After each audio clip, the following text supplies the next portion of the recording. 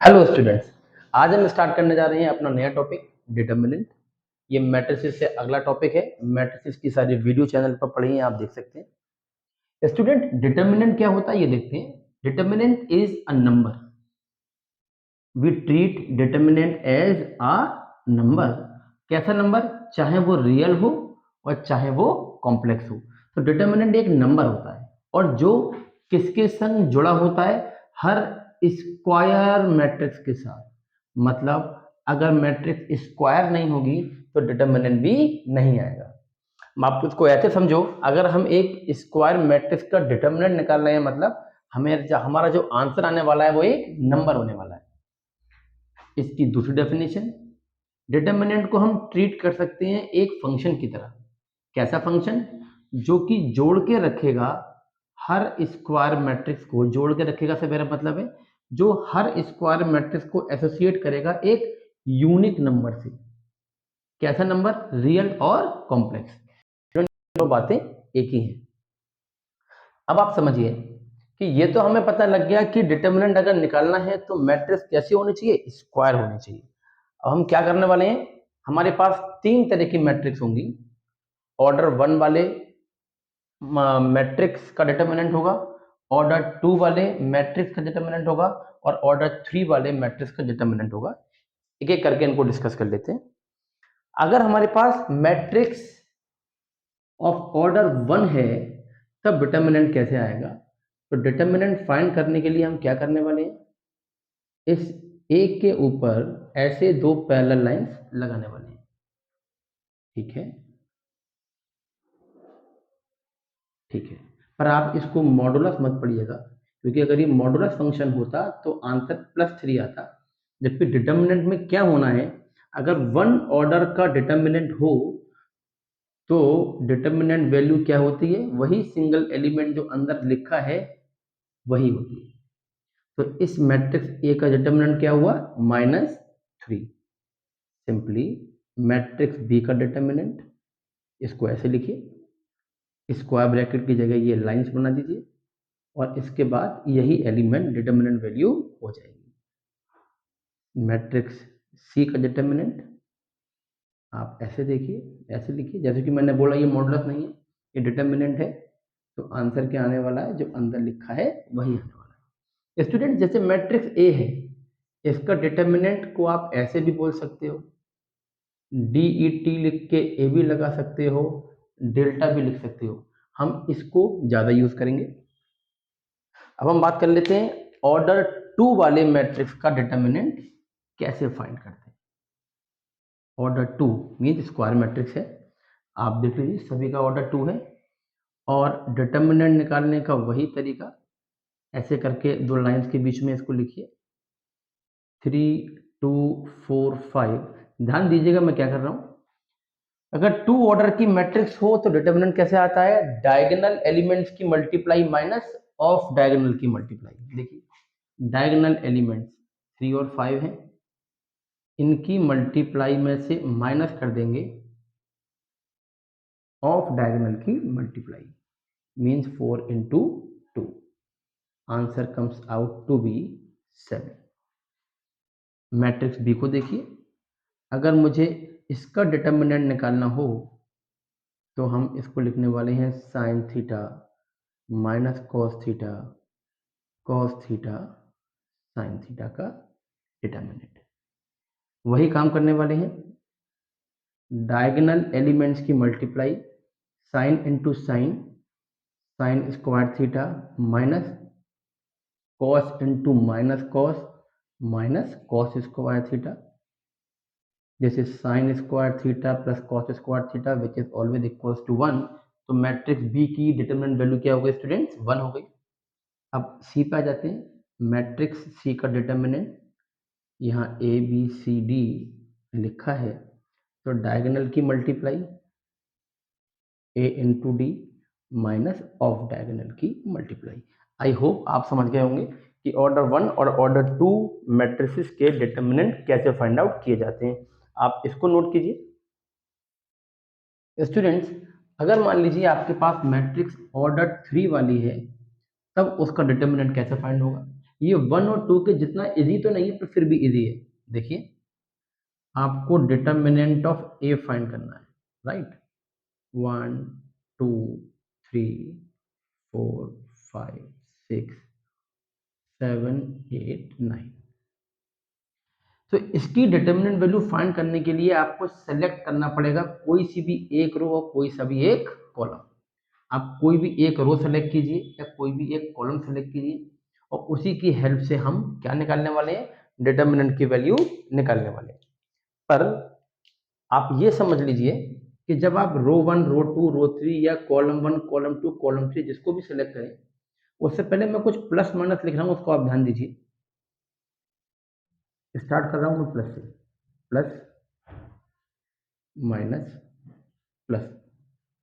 पहले एलिमेंट पे प्लस लिखिए और फिर ऑल्टरनेट सब पे प्लस माइनस लिख के चले जाइए। Plus minus plus minus plus minus plus minus plus. Actually ये हर एलिमेंट के संग लिखना तो नहीं था, मैंने बस आपको ये बताया कि मैं इनको अभी यूज़ करने वाला हूँ प्लस माइनस प्लस को। हम इसको बच्चों कैसे करने वाले हैं, मान लीजिए मुझे इसकी वैल्यू फाइंड करनी है रो 1 की हेल्प से। मैंने बोला डिटर्मिनेंट की वैल्यू किससे फाइंड करनी है, किसी भी एक रो से या किसी भी एक कॉलम से।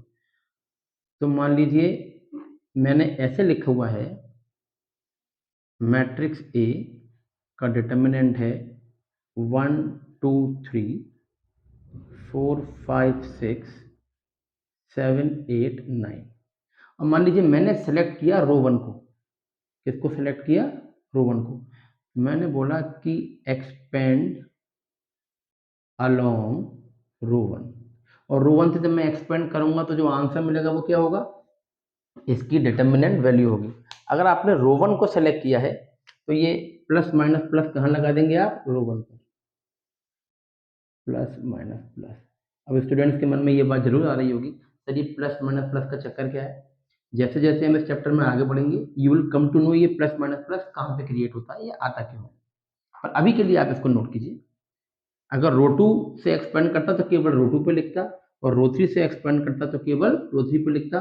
Same with column 1 column 2 and column 3। मैंने रो 1 से एक्सपेंड किया, इसका मतलब ये हुआ कि प्लस लिखो, फिर अपना एलिमेंट लिखो, और उसके बाद क्या करो, ये एलिमेंट थोड़ा बच्चों ध्यान दीजिएगा, ये एलिमेंट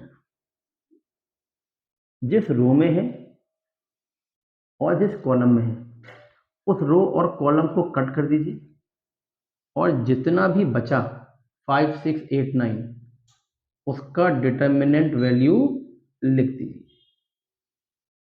फिर से देखिए एक बार क्या बोला मैंने, पहले ये वाला प्लस लिखिए, फिर एलिमेंट लिखिए, फिर ये एलिमेंट जिस रो और जिस कॉलम में है उसे काट दीजिए, और जो 4 एलिमेंट बचे होंगे उनका लिख दीजिए डिटर्मिनेंट वैल्यू।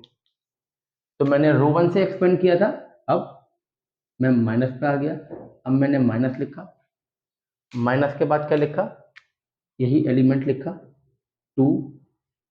उसके बाद क्या लिखना है, पहले माइनस फिर 2, फिर ये 2 जिस रो और जिस कॉलम में है, ये 2 जिस रो और जिस कॉलम में है उसे काट दीजिए। क्या बचेगा आपके पास, 4 6 7 9। 4 6 7 9 से मल्टीप्लाई कर दीजिए, 4 6 7 9 के डिटर्मिनेंट से मल्टीप्लाई कर दीजिए। मीन्स प्लस देन एलिमेंट जिस रो कॉलम में है उसको काट के जो भी बचता है उसका डिटर्मिनेंट, फिर माइनस, फिर 2, फिर ये जिस रो और कॉलम में काट के जो बचता है उसका डिटर्मिनेंट। उसके बाद तीसरे एलिमेंट के पास आए, पहले हमने अपना प्लस लिखा, उसके बाद हमने एलिमेंट लिखा 3, उसके बाद 3 जिस रो और जिस कॉलम में है उसको काटेंगे। देखिए 3 जिस रो और जिस कॉलम में है उसे काटेंगे, और क्या बचा आपके पास, आपके पास बचा 4 5 7 8, और 4 5 7 8 से आप कर देंगे मल्टीप्लाई। प्लस लिखा, 3 लिखा, जिस रो जिस कॉलम में है काट दिए, 4 5 7 8। आप वीडियो को रिवाइंड करके दोबारा देख सकते हैं स्टेप्स, ध्यान से देखिएगा। दिस इज +1 इंटू इसको हमें फाइंड आउट करना आता है क्या, डायगोनल की मल्टीप्लाई 9 5 जब 45 माइनस ऑफ डायगोनल की multiply 48, then -2 diagonal 36 minus off diagonal 6 7 जब 42 +3 into diagonal, this is 32 minus 7 5 जा 35, this is +1 into -3 -2 into -6 +3 into -3, this is -3 +12 -9 and this is equals to 0। तो स्टूडेंट इस मैट्रिक्स की डिटर्मिनेंट वैल्यू 0 है। अच्छा, मैंने इसको एक्सपेंड कहाँ से किया, मैंने इसको एक्सपेंड किया रो 1 से। अगर मान लो मैं इसको रो 1 से एक्सपेंड ना करता, मान लो, और अगर मैं इसको रो 2 से एक्सपेंड करता या रो 3 से एक्सपेंड करता या कॉलम 1 कॉलम 2 कॉलम 3 की से भी एक्सपेंड करता, तो आंसर रिमेन्स सेम। क्यों, हमने क्या बोला है, ये एक ऐसा फंक्शन है जो एसोसिएट करेगा स्क्वायर मैट्रिक्स को एक यूनिक नंबर से। हर किसी भी मेथड से नंबर वही आना है। एक काम और करते हैं, आप लोग इसे रो 2 रो 3 से कीजिएगा, कॉलम 1 कॉलम 2 कॉलम 3 से कीजिएगा। मैं एक बार इसको कॉलम 3 से और कर देता हूँ। मैं इस क्वेश्चन को फिर से लिखता हूँ, देखते हैं कि अगर हम कॉलम 3 से इसकी वैल्यू को फाइंड आउट करते तो आंसर क्या आता।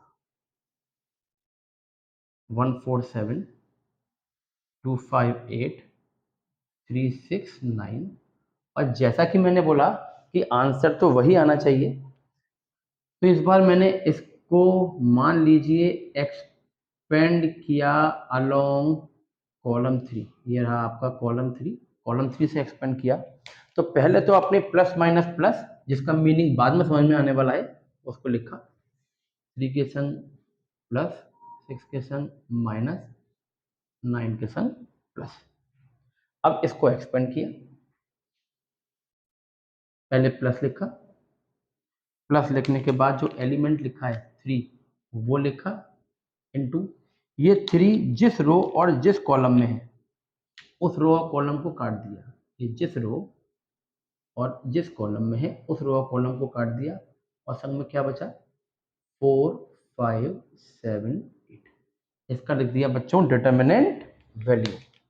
अब देखिए आप, फिर इस पे आ गए दूसरे एलिमेंट पर, कॉलम 3 के माइनस लिखा, फिर माइनस लिखने के बाद एलिमेंट क्या है हमारे पास 6, हमने अपना एलिमेंट लिखा।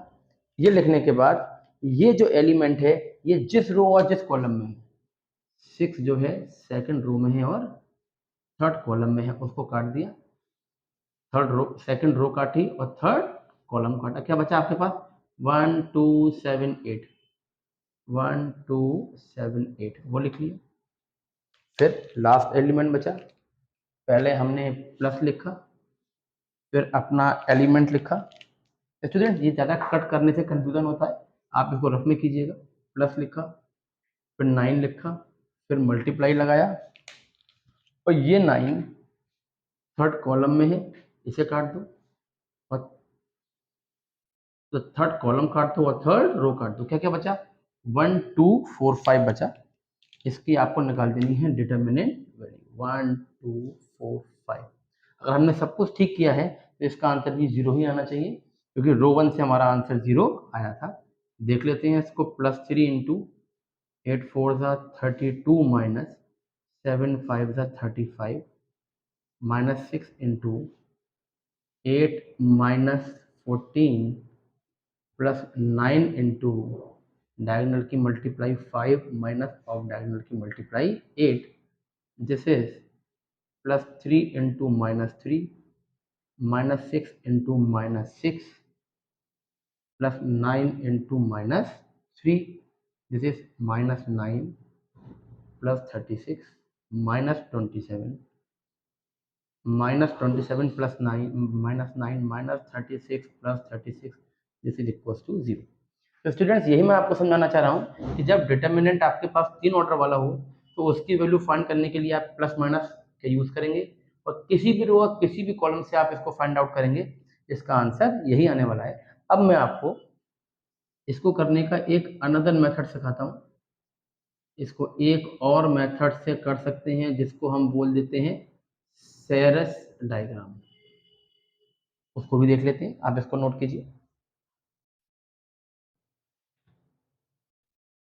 स्टूडेंट्स, अब एक और तरीके से भी हम डिटर्मिनेंट की वैल्यू फाइंड आउट कर सकते हैं, और वो वैल्यू फाइंड आउट करने के लिए हमें कोई ज़रूरत नहीं है प्लस माइनस को लगाने की। उसका मेथड क्या है, आप कॉलम 1, कॉलम 2, कॉलम 3 तीनों लिखिए। This is 1 4 7 2 5 8 and this is 3 6 9। इसके बाद क्या करना है बच्चों, इसके बाद आपको कॉलम 1 और कॉलम 2 फिर से उतार लेना है। कॉलम 1 और कॉलम 2 फिर से उतार लेना है। This is 1 4 7 and 2 5 8। इसके बाद आपको बिल्कुल वैसे ही करना है जैसे आप ऑर्डर 2 में करते थे, क्या, डायगोनल माइनस ऑफ डायगोनल। देखते जाइए, determinant of A is equal to diagonal, ये बना पहला डायगोनल, 1 इंटू 5 इंटू 9 प्लस इसमें जोड़ दीजिए दूसरा वाला, 2 इंटू 6 इंटू 7, इसमें ऐड कर दीजिए तीसरा वाला, 3 इंटू 4 इंटू 8। उसके बाद इसमें माइनस करेंगे, इसमें माइनस करेंगे कौन से वाले, ऑफ डायगोनल वाले, माइनस कीजिए। इसके बाद माइनस कीजिए ऑफ डायगोनल, ये डायगोनल, ये तीन तीन के डायगोनल ये बन रहे हैं, 7 into 5 into 3, 7 into 5 into 3, then minus 8 into 6 into 1, then minus 9 into 4 into 2। आप इसको कैलकुलेट कीजिए। अच्छा, बहुत से बच्चों को ये भी लगता है कि सर इस 4 का यूज़ नहीं हुआ, कि सर इस 5 का यूज़ नहीं हुआ, उससे कोई फ़र्क नहीं पड़ता। जो तीन तीन के डायगोनल थे उनकी मल्टीप्लाई के सम में से माइनस करना है ऑफ डायगोनल्स की मल्टीप्लाई का सम। दिस इज 5 9 जा 45, 12 7 जा 84, this is 96 minus this is 105,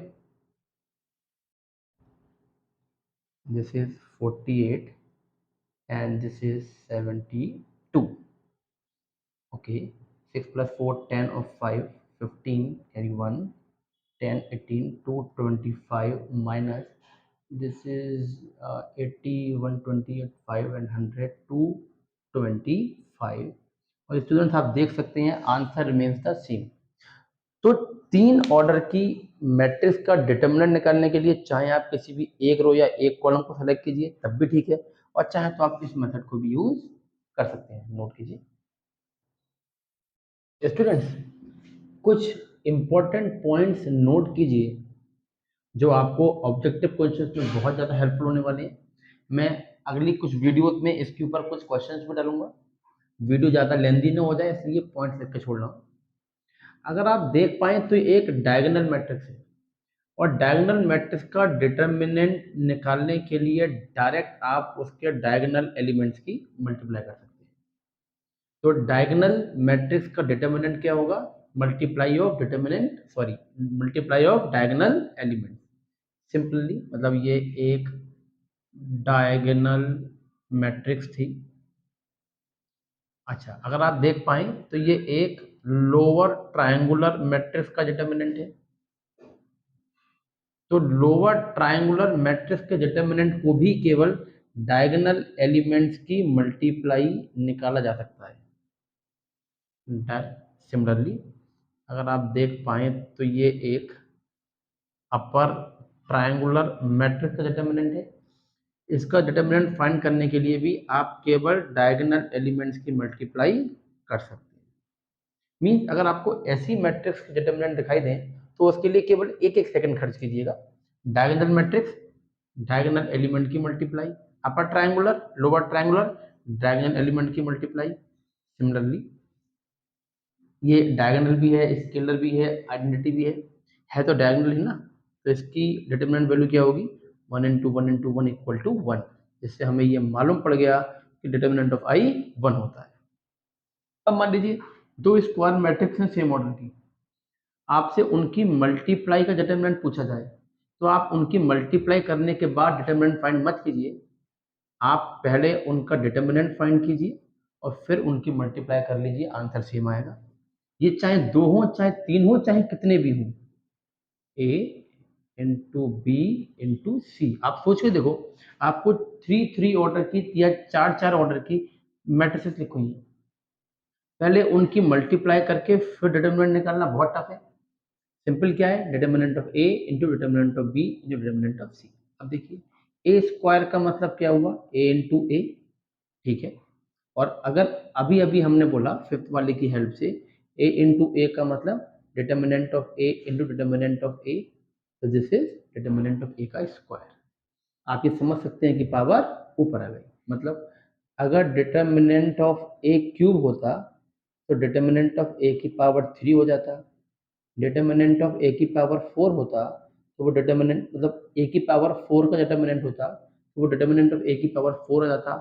similarly ये लिखा हुआ है A into A into A n times, जहाँ एन क्या है, कोई natural number. This is determinant of A determinant of A determinant of A n times, so this is determinant of A की power N. Students, अगर आप इन बातों को याद रखेंगे तो बहुत सारे ऑब्जेक्टिव क्वेश्चंस आप बहुत इजीली सॉल्व कर पाएंगे। ये वीडियो ज़्यादा लंबी ना हो जाए इसलिए मैं इसको यहीं छोड़ रहा हूँ, इसका नेक्स्ट पार्ट बहुत जल्दी अपलोड करेंगे। Thank you.